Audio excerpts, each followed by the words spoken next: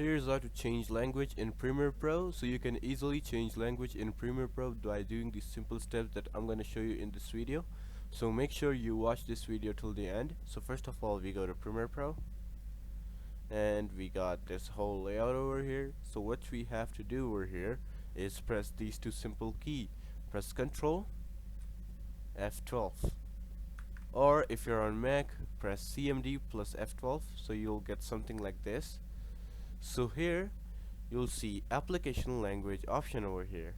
So for me right now it's English US, so you can edit it and change it to whatever you want. Let's say I wanted English UK, so I'm just gonna change EN_UK.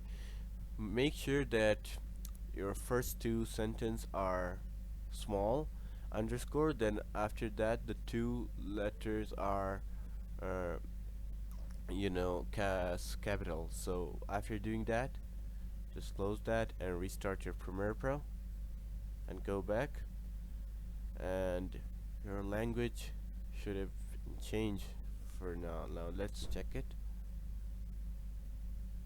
I'm just gonna go to the same project, and it's English UK, so there is no difference, but for the UK people it must have changed something out there.